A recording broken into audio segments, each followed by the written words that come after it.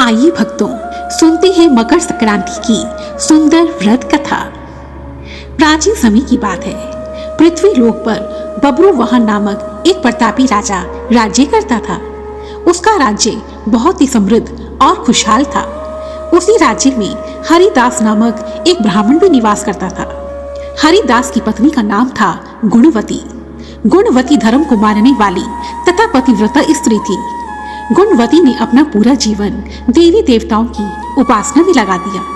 वह सभी प्रकार के व्रत उपवास करती थी तथा दान पुण्य इत्यादि भी बहुत करती थी।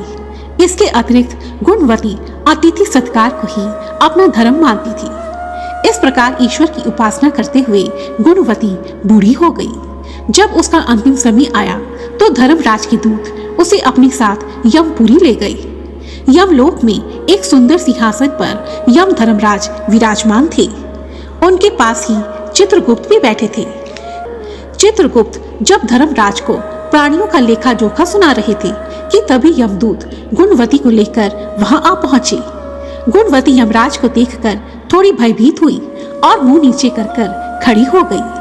तब चित्रगुप्त ने अपनी पुस्तक से गुणवती के कर्मों का लेखा जोखा निकाला और उसके विषय में धर्मराज को बताया।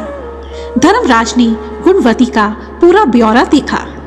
पहले तो वह प्रसन्न हुए, लेकिन फिर उनके मुख पर थोड़ी सी उदासी छा गई। यह देखकर गुणवती ने पूछा, हे भगवान, मैंने तो अपने पूरे जीवन काल में ईश्वर की उपासना तथा दान पुण्य किया है, फिर भी आपके मुख पर उदासी छाई हुई है। इसका क्या कारण है प्रभु? यह सुनकर धर्मराज बोले, हे देवी, तुमने सभी देवी देवताओं के व्रत किए हैं, उपासना की है, लेकिन तुमने कभी भी मेरे नाम से कोई पूजा पाठ या दान इत्यादि नहीं किया। धर्मराज की बात सुनकर गुणवती क्षमा याचना करने लगी और कहने लगी, हे प्रभु, मुझे आपकी उपासना के विषय में कुछ भी पता नहीं है। कृपया करके कोई ऐसा उपाय बताइए जिससे कि यह संपूर्ण मानव जाति आपकी कृपा की पात्र बन सके। मैं आपके मुख से आपकी भक्ति का मार्ग सुनना चाहती हूँ और मेरी कामना है कि मृत्यु लोक पर वापस जाकर आपकी भक्ति करूं तथा सभी लोगों को आपके विषय में बताऊं।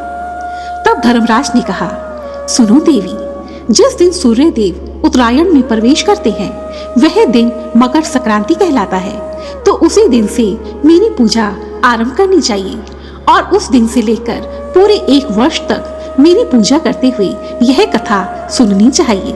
साथ ही मेरी पूजा करने वाले व्यक्ति को धर्म के इन 10 नियमों का पालन अवश्य ही करना चाहिए। ये 10 नियम इस प्रकार से हैं। धीरज रखना अर्थात संतुष्ट रहना, अपने मन को वश में रखना और सभी को क्षमा करना चाहिए। किसी भी प्रकार का दुष्कर्म नहीं करना चाहिए। मानसिक और शारीरिक शुद्धि का ध्यान रखना चाहिए। अपनी इंद्रियों को वश में रखना चाहिए। बुरे विचारों को मन में नहीं लाना चाहिए। पूजा पाठ और दान पुण्य आदि करना चाहिए। व्रत करना और व्रत की कथा सुननी चाहिए। सच बोलना और सभी से अच्छा व्यवहार करना चाहिए। क्रोध नहीं करना चाहिए।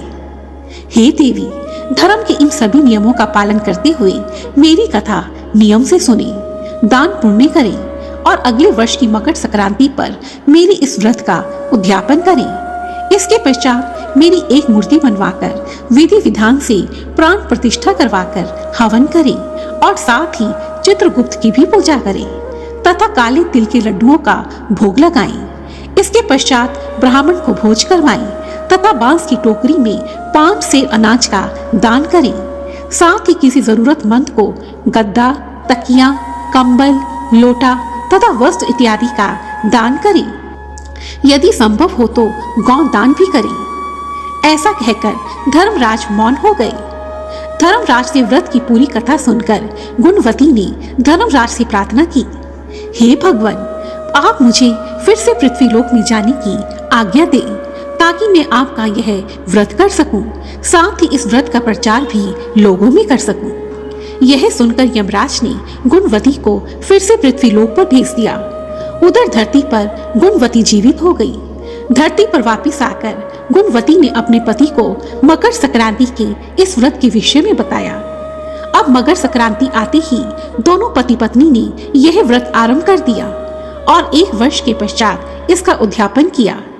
इस व्रत के पुण्य के प्रभाव से उन दोनों पर धर्मराज की कृपा हुई तथा मृत्यु के पश्चात उन दोनों को ही मोक्ष की प्राप्ति हुई। इसके पश्चात पृथ्वीलोक पर मकर संक्रांति पर धर्मराज का व्रत करने की परंपरा आरंभ हुई। बोलो यम धर्मराज की जय। तो यह थी मकर संक्रांति की व्रत कथा। मकर संक्रांति के दिन सुबह शुद्र स्नान करके इस व्रत कथा का प्रेम पूर्वक श्रवण करना चाहिए तथा फिर निर्धन तथा ब्राह्मणों को खिचड़ी, तिल के लड्डू तथा गर्म वस्त्रों का दान करना चाहिए। मकर संक्रांति के दिन किया गया दान 1000 गुना फल प्रदान करता है। धन्यवाद। और यदि आपको यह वीडियो पसंद आई है तो प्लीज मुझे कमेंट सेक्शन में जरूर लिखें और मेरी ऐसी ही दूसरी वीडियोस को देखने के लिए रेड कलर के बटन को प्रेस कर मेरे इस चैनल को सब्सक्राइब करें और साथ ही बेल आइकन को भी जरूर दबाएं ताकि मेरी आने वाली सभी वीडियोस की नोटिफिकेशंस आपको टाइम पर मिलती रहे। धन्यवाद। जय माता दी।